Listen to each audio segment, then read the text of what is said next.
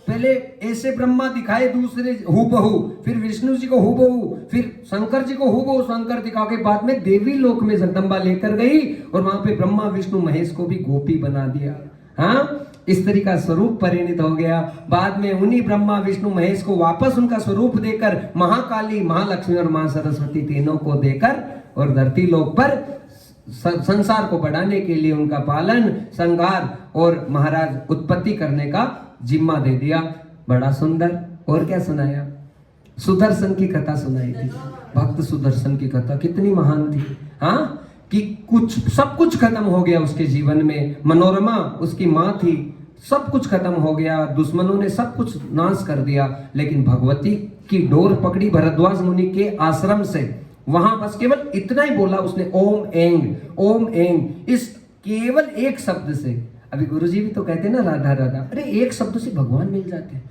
ये देवी कथा तो इस बात को प्रमाणित करती है। कल एक उतित्य नामक ब्राह्मण का भी वृतांत सुनाया था, उसने भी एंग एंग एंग एंग करके साक्षात जगदम्बा की कृपा प्राप्त कर ली। हाँ, भगवान को बोला ना कि गए ना ऋषि के पास, तो बोले कि हिरण का वध करके लेके गए उनका आहार के लिए, तो मैं तो हिरण का वध नहीं खाऊंगा, तो बोला इसका रूप चाहिए। उन्हें ध्यान में बोला कि मुझे वो मुरली वाला वो एक प्रसंग सुनाया था। शुरू में हम कभी भी कथा शुरू करते हैं तो एक प्रसंग के साथ में कथा शुरू करते हैं। तो हाँ, वो जो प्रसंग सुनाया था वो क्या सुनाया था कि संत थे ना, उनके सामने एक शिकारी आया था। तो संत ने कहा कि शिकारी ने कहा कि मैं आपको कुछ भोजन कराऊं। तो संत ने क्या बोला था, कल आपने नहीं सुना होगा, शायद आप तो थे। तो शिकारी ने कहा कि मैं आपको भोजन कराऊं। तो संत ने कहा ला, क्या ला रहा है? तो शिकारी तो हिरण पकड़ के ले आया। कहा भगवान, संत ने व्यंग्य में कहा कि हमें ऐसा हिरण नहीं, हमें तो मोर मुकुट वाला हिरण चाहिए। उसको खाएंगे तो खिलाना है तुमको, तो उसकी तिरछी तिरछी आंखें हो और सुंदर सुंदर होठ हो, अधरों पर मुरली रखने वाला, पीला पीतांबर वाला, ऐसा हिरण ला। तो उसने भी संकल्प ले लिया शिकारी, ना कोई राम जाने, ना कोई भक्ति जाने, ना भजन जाने। कहा गुरुजी को खुश करना है तो हर हाल में ऐसा हिरण लेके आऊं। तो केवल चिंतन ही चिंतन भगवान का चालू कर दिया। 5 दिनों तक भूखा रहा, प्यासा रहा, तो ठाकुर जी को उसको दर्शन देने के लिए आना पड़ा। और उसे शिकारी ने क्या किया, जाल डालकर भगवान को बंदी बनाकर कंधे पर बैठा कर लेकर आ गया। हाँ? तो ये प्रसंग सुनाया था बड़ा सुंदर। और सुदर्शन की कथा सुनाई, उतित्य की कथा सुनाई, जो राजा सत्यव्रत बना बाद में, और भगवान श्री रामचंद्र जी के चरित्र हैं उनका व्याख्यान हुआ। तो आज माँ देवी के चरित्र हैं, वो तो अनन्य अनन्य है भक्तजनों। हम जितना सुने उतना कम पड़ेगा। हाँ, सुनते जाइए, बस तृप्ति नहीं हो सकती महाराज। कथा ऐसी है, पिबत भागवतम रसमालयम मुहुरहो रसिका भुवि भाव्युकाम है। पीते जाइए, पीते जाइए। तो बड़ी सुंदर दास्तान आज यहाँ पर राजा जन्मेजय हैं, व्यास जी के साथ में कथा का श्रवण कर रहे हैं, बड़े गदगद हो रहे हैं। भगवान श्री रामचंद्र का चरित्र सुना कि भगवान सीता जी के वियोग में परेशान हो रहे थे, तो नारद जी ने आकर कहा कि आप जगदम्बा के नवरात्रि का अनुष्ठान करो। और महाराज वहीं पंपा सरोवर के ऊपर 9 दिन का जो अनुष्ठान किया, अष्टमी की रात्रि को मां भगवती साक्षात राम जी के ध्यान में आई और आकर दर्शन दे दिया और कहने लगी, असली सीता को कौन चुरा सकता है? हे राम, ये तो आपकी लीला है, पर आप जल्दी ही रावण के ऊपर विजय प्राप्त करोगे। और वो भगवती का आशीर्वाद साक्षात भगवान श्री रामचंद्र को भी प्राप्त हुआ। और उसके बाद में राम जी ने पुनः सीता जी को प्राप्त किया। महाराज यहाँ पर श्री व्यास जी महाराज राजा जन्मेजय को कह रहे हैं, सूत जी महाराज सोनकादि ऋषियों को कह रहे हैं, अगस्त मुनि कार्तिकेय जी का संवाद चल रहा है। और महाराज संवाद चलते चलते आज जन्मेजय की आंखों में आंसू आने लगे। हाँ, नेत्रम तदो सजले ममूले भगवत वाणी तदो मूलम। भगवान की वाणी का अद्भुत श्रवण करके उनके आंखों में से आंसू आने लगे और कहने लगे कि महाराज ये देवी के चरित्र बड़े आनंदित कर रहे हैं मुझे, रोम रोम मेरा खिल रहा है। हे प्रभु, आगे आप मुझे और अनन्य भाव की कथा सुनाओ। तो फिर कहने लगे कि हे जन्मेजय, तुम्हारा जन्म पुरुवंश में हुआ है। हाँ, परीक्षित तुम्हारे पिता हैं और तुम उनका पुत्र हो। लेकिन इसी वंश की रक्षा करने के लिए यदुवंश में साक्षात भगवान श्री कृष्ण भी आए। और वो साक्षात आए तो उनके आने के क्या कारण थे वो बताएंगे। और फिर भगवान श्री कृष्ण को भी, हाँ, उनका तो पूरा जीवन श्री कृष्ण की बात करें तो देखो आगे देवी भागवत में 10वां स्कंद है, उसमें एक बात इतनी स्पष्ट रूप से लिखी हुई है कि जब राधा जी के चरित्र बताए गए हैं ना, तो सृष्टि में कुछ भी नहीं, सबसे पहले वो पर ब्रह्म श्री कृष्ण ही है। नाम क्या है? श्री कृष्ण। हाँ, अब श्री कृष्ण केवल यशोदा का लाला नहीं है, वो पर ब्रह्म ईश्वर है, और ईश्वर के साथ में राधा ने ही लीला की है। हाँ, तभी तो हम कहते हैं कि हम केवल श्री कृष्ण कहते हैं, कृष्ण कहते हैं या राधा कहते हैं तो कृष्ण मिल जाएंगे। कृष्ण मिलने का मतलब क्या है? ओंकार ईश्वर की ही भक्ति हो रही है, किसी देवता की भक्ति नहीं हो रही, ईश्वर की भक्ति हो रही है। समझ रहे हैं प्रसंग को, बात को? तो महाराज यहाँ पर, और मेरे प्रभु तो केवल प्रेम के भूखे और किसी चीज की आवश्यकता नहीं है, हर स्थिति में प्रसन्न हो जाते हैं महाराज। और यहाँ पर भगवान श्री कृष्ण चंद्र जो कि धरती लोक पर आए लीला करने के लिए, लेकिन उनके आने के बहुत सारे कारण हुए। क्या हुए महाराज? कि कश्यप जो मुनि है और उनके साथ में जो वरुण है, वरुण कौन है? जल के अधिष्ठात्र देवता। जल के देवता कौन है? वरुण है।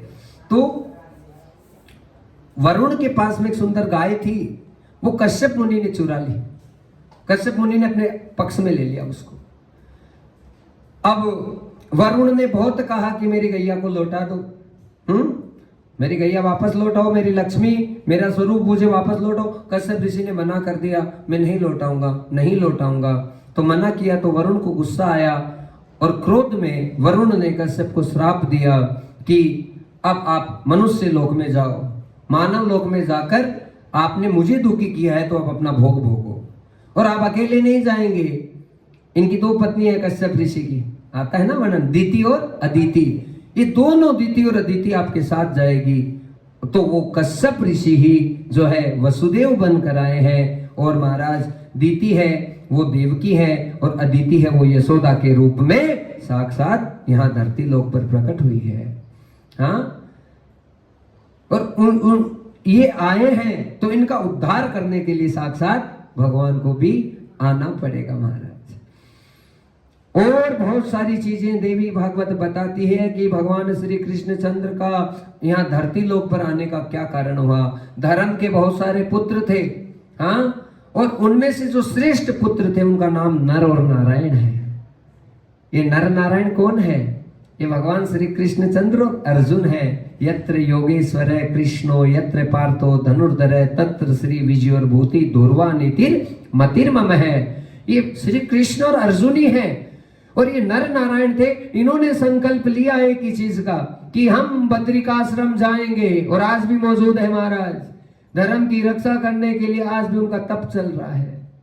हाँ, नर और नारायण दोनों ने यही फैसला लिया कि हम बद्रिकाश्रम जाकर वहां पर भजन करेंगे और वहां इतनी साधना करेंगे कि हर प्रकार से अपने में समर्थता ग्रहण करेंगे, और हमें समर्थता आएगी तो हम धर्म की रक्षा करने के लिए तत्पर रहेंगे।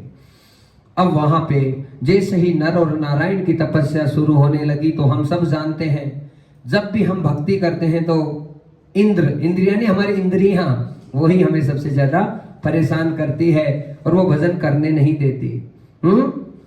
तो यहाँ पर जो इंद्र है उसने ये किया, रंभा और मेनका नाम की सुंदर सुंदर अप्सराओं को नर और नारायण के सामने प्रकट कर दिया, लोभ और लालच देने के लिए कि ये इन पर आसक्त हो जाए, इन पर आसक्त हो जाए। लेकिन महाराज नर और नारायण ठस से मस नहीं हुए।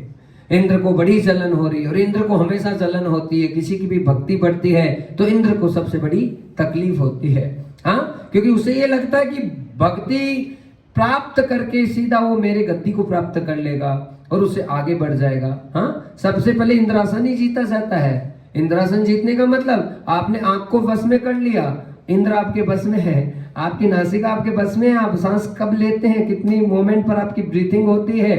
हाँ, आपने अपने नासिका को जीत लिया, अपने मुख को, आपने ये जो रसेंद्री है, खाना पीना, समोसा दिखते तो लार आ जाए महाराज, ऐसी आदत ना हो। हाँ, कंट्रोलिंग। अपने पर नियंत्रण करना, श्रवण, हाँ, अच्छी अच्छी चीजों का ही श्रवण करना, स्पर्श, इन सब चीजों पर कंट्रोल, मतलब इंद्र को जीतना। तो नर नारायण ने हर प्रकार से ऐसी समर्थता की कि उन्होंने अपने आसन को सिद्ध कर लिया, तस से मस ना हुए, बहुत प्रकार की मायाएं इंद्र के द्वारा फेंकी गई, लेकिन कोई असर नर और नारायण पर नहीं हुआ। तो उनकी सबसे सुंदर जो अप्सरा है उर्वशी, उस उर्वशी को प्रकट किया महाराज। उर्वशी है अनन्य सुंदरता, और उसके साथ में वो यहां आकर नर नारायण को परेशान करने लगी। लेकिन महाराज ये कृपा रही भगवान की, नारायण की, हरि की, प्रभु की, कि नर नारायण उर्वशी के झांसे में भी नहीं आए। आप हमेशा ध्यान रखो, देखो अभी शुरू की ना कथा, तो उस समय भी ये बोला था कि आपकी जब भी भक्ति बढ़ेगी, रिद्धियां सिद्धियां आकर परेशान करेगी हर स्थिति में, कि आपका भजन अटक जाए कहीं ना कहीं। नहीं, आपकी आदत हो गई, यदि आपने रूटीन बना लिया कि 8 घंटा आपका भजन चल रहा है, तो 8 से कम तो नहीं होना चाहिए। हाँ, बढ़ जाए वो आपका प्लस है, लेकिन आपने संकल्प ले लिया कि 3 घंटा मेरा भजन होना चाहिए, तो उतना तो होना ही चाहिए। फिर उस स्थिति में कंप्रोमाइज नहीं होना चाहिए महाराज, क्योंकि नित्यता होती है किसी चीज में, तभी जाकर हमें सफलता मिलती है। एक दिन कर लिया, 2 दिन नहीं किया, 2 दिन किया, 4 दिन नहीं किया, तो उससे सब चीजें खराब हो जाती है। फिर भक्ति के मार्ग में वो आनंद और मंगल प्राप्त नहीं होता। तो यहाँ पर नर नारायण भक्ति करने लगे, उर्वशी आकर उन्हें परेशान करने लगी। पहले रंभा, मेनका नामक की जो अप्सराएं थी, उन्होंने बहुत अपना पूरा वर्चस्व दिखाने की कोशिश की, लेकिन कोई फर्क नहीं पड़ा। भक्तजनों ध्यान रखना, 2 चीजों पर कंट्रोल होना जरूरी। एक तो रसेंद्री, खाना पीना, क्या आपका कंट्रोलिंग, एक जनेंद्रियां। ये जनेंद्रियां रसेंद्रियां ही हमारे भजन को बिगाड़ती है, और कोई चीज नहीं। इन 2 चीजों पर यदि महान कंट्रोल हो जाए तो फिर हम महान हो सकते हैं महाराज। हाँ, काम वासना उत्पन्न होना ये भक्ति को तत्काल नष्ट कर देता है। एक खाने पीने का कंट्रोलिंग, नियंत्रण, इन 2 चीजों पर यदि हमारा महान कंट्रोल है, नियंत्रण है, तो महान हो जाते हैं। तो यहाँ पर नर नारायण की अद्भुत भक्ति बढ़ी महाराज, और उस भक्ति का परिणाम ये हुआ कि यहाँ पर वो जो अप्सरा थी उर्वशी, उसने घुटने टेक दिए कि महाराज अहम शरणापन मूला देव देव योगेश्वर। हे प्रभु, आपकी शरणागति ग्रहण कर रही हैं, हमें समझ में आ गया आप कोई साधारण शक्ति के रूप में यहाँ धरती लोक पर प्रकट नहीं है, आप कोई विलक्षण शक्ति लेकर आए हैं। आप कौन हैं? आप हम पर कृपा कीजिए। सारी जो अप्सराएं थी उनकी संख्या 16,100 थी महाराज, और वो सारी अप्सराएं रुदन करने लगी कि आपको रिझाने के लिए हम आई, लेकिन आप कहीं से भी रिझे नहीं, और आज हम वापस लौटने के लिए तैयार हैं, लेकिन हम लौट कर नहीं जाएंगी, बल्कि हमारे अंदर अंतर पटल से उत्कंठा है कि हम आपकी सेवा में रहना चाहती हैं। तो वही नर नारायण ने उनको वरदान दिया कि अभी आपको हम कोई सेवा प्रदान नहीं करेंगे, यदि आपको यहाँ रुकना आप रुको, हमारे साथ आप अपने तप को भी बढ़ाओ, आपको जो करना वो करो, लेकिन जब यदुवंश में हमारा अवतार होगा, भगवान श्री कृष्ण कह रहे हैं कि उस समय मैं आपको अपनी पत्नी स्वरूप में स्वीकार करूंगा। वही 16,100 ये कन्याएं हैं, हाँ, जहां नर नारायण को आकर्षित करने के लिए जो प्रकट हुई थी महाराज। अब कथा ये आती है, जब नर नारायण का अद्भुत तप चल रहा था, उस समय भगवान की कई कई लीलाएं सब जगह होती रहती है। हम कहते हैं कि नरसिंह भगवान एक बार ही आए ना, हम कहते हैं श्री कृष्ण एक बार ही आए ना, हम कहते हैं भगवान राम का अवतार एक बार ही ना। हर क्षण, हर पल, हर मोमेंट पर भगवान की लीलाएं हर अवतार में चलती रहती है, तभी तो संसार चलता है, नहीं तो संसार कहां से चलेगा बताओ। लेकिन गुप्त तो होती है, किसी को भान थोड़ी हो जाता है कि कौन सी लीला हो रही है प्रभु, क्योंकि भगवान की माया इतनी प्रबल है कि कुछ समझ में नहीं आता। महाराज यहाँ पर बड़ी सुंदर लीला हुई भक्तजनों। जब हिरण्यकश्यप का वध भगवान श्री नरसिंह ने कर दिया था, तो प्रहलाद जी को पाताल लोक का राजा बना दिया, और पाताल लोक में प्रहलाद जी रहते थे। लेकिन अचानक एक लीला हुई। क्या हुई? आग्रताम तत्वम च महात्मने, एक ऋषि का आगमन हो रहा है, और वो ऋषि कौन है? वो ऋषि च्यवन ऋषि है। च्यवन मुनि का आगमन प्रहलाद जी के पास हुआ, और प्रहलाद जी के पास जैसे आगमन हुआ, प्रहलाद जी महाराज ने आज संत को प्रणाम किया और आशीर्वाद लिया और एक ही बात कही कि हे महाराज, मेरी भी इच्छा है कि मैं तीर्थ यात्रा करने के लिए सब जगह जाऊं और वहां तीर्थ यात्रा में जाऊं तो ऐसा कौन सा श्रेष्ठ तीर्थ है जहां पर मुझे भगवान की कृपा प्राप्त हो जाए, मुझे कौन से तीर्थ में जाना चाहिए। च्यवन मुनि के शब्द थे, बड़े महान थे भक्तजनों। देवी भागवत की कथा ये कहती है कि च्यवन मुनि ने प्रहलाद जी को संबोधित करते हुए ये कहा कि हे भक्त प्रहलाद, जिसका हृदय कोमल है, जिसका हृदय निर्मल है, उसे तो कहीं जाने की जरूरत नहीं है। निर्मल मन सो मोहि पावा, मोहि कपट छल छिद्र न भावा। हाँ, जिसके अंतर पटल में किसी के प्रति राग द्वेष नहीं है, किसी के प्रति कोई गलत भावना नहीं है, किसी के प्रति कोई छल कपट नहीं है, हे प्रहलाद, उसे कोई तीर्थ करने की आवश्यकता ही नहीं है। बोलो ना राधे राधे, एकदम सत्य बात है महाराज। यदि हम बस पवित्र पावन पुनीत अपनी आनंद में अपने हाल में मस्त हैं, प्रभु का स्मरण कर रहे हैं लगातार, भगवान की विस्मृति गलती से भी हमसे नहीं हो रही है, तो फिर हमें कहीं जाने की आवश्यकता नहीं है। लेकिन फिर च्यवन मुनि कहने लगे कि है प्रहलाद, फिर भी यदि कहीं जाना है तो नैमिषारण्य की पवित्र भूमि में जरूर जाना चाहिए। वही चार धाम वाली जो मतलब वो जो पहाड़ है नैमिषारण्य, जो जहां पर बद्रिकाश्रम में कौन तप कर रहे हैं, नर नारायण कर रहे हैं ना, उधर वाली भूमि के लिए बता रहे हैं और पर्टिकुलरली नैमिषारण्य का नाम ले रहे हैं। हाँ, जहां पर भागवत जी का वाचन किया गया, देवी भागवत भी वहां पर वाचन की गई, उसी स्थान के लिए कहने लगे। तो प्रहलाद जी के मन में इच्छा हो गई, क्यों ना मैं भी तीर्थ करने जाऊं। महाराज, यहां पर प्रहलाद जी ने जैसे सोचा मैं तीर्थ यात्रा के लिए जाऊं, प्रहलाद जी निकले और नैमिषारण्य की पवित्र भूमि में जाकर अपने को कृतार्थ करने लगे। अच्छे अच्छे तीर्थों में जाकर स्नान करने लगे, दान करने लगे, पुण्य करने लगे, सारा कार्य करने लगे और आगे बढ़ते बढ़ते बढ़ते जहां नर और नारायण तपस्या कर रहे थे, वहां से प्रहलाद जी का निकलना हुआ। और जैसे ही नर नारायण को देखा तो